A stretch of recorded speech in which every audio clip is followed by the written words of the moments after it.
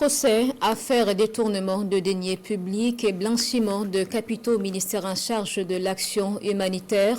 Le tribunal a entendu les prévenus ce lundi. Hamidou Tenya a plaidé coupable.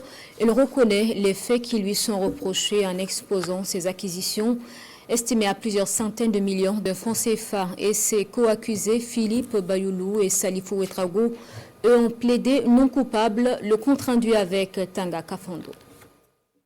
La manutention que j'ai pu justifier en 2023, c'est 44 millions. À la barre, sur l'affaire du blanchiment d'argent, Tenya Hamidou plaide coupable.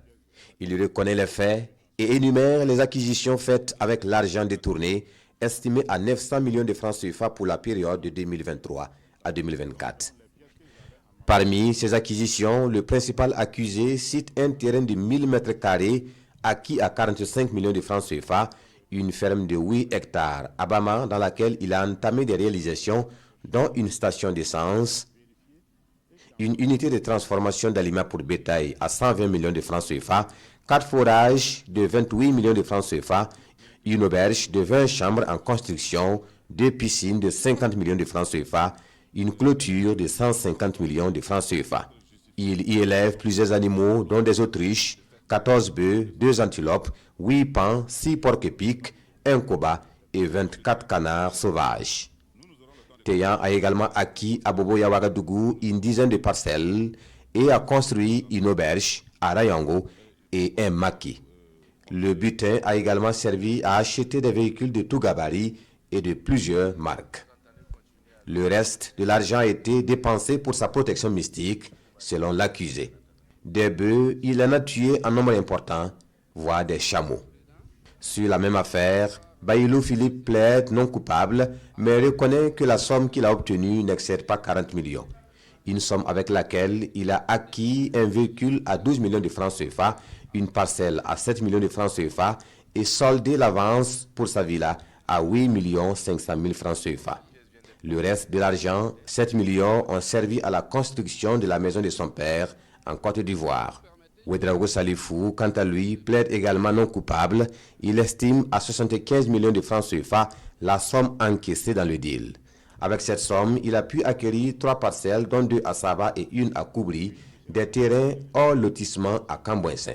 Une voiture berline à 4 millions, une Yaris à 2 millions de francs CFA et a contribué à la construction de la maison de sa mère à hauteur de 20 millions de francs CFA. Le message que l'on retient ici, c'est qu'effectivement, avec l'argent détourné, manifestement, pour ce qui concerne M. Tenya, on s'est rendu compte qu'il a réinjecté ça dans le circuit économique pour pouvoir effectivement transformer ça en de l'argent propre, et c'est ce qui caractérise justement l'infraction de blanchiment de capitaux.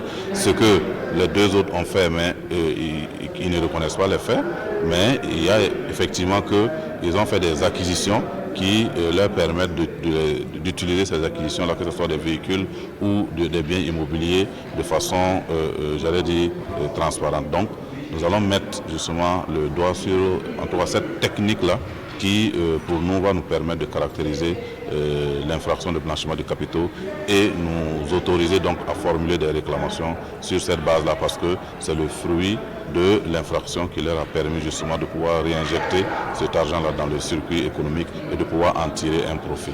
À l'entame de l'audience, les avocats ont attiré l'attention du tribunal sur l'usage détourné des images du procès sur les réseaux sociaux.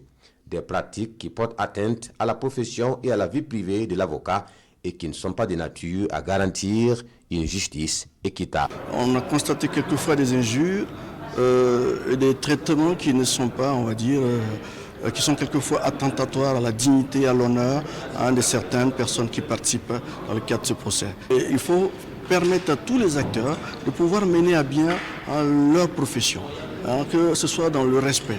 Et nous pensons que si ce procès est filmé, c'est dans un intérêt pédagogique. C'est pour que le peuple burkinabé comprenne ce qui se passe et que nous essayons tous de nous corriger. Mais en nous corrigeant, nous ne devrons pas créer d'autres problèmes.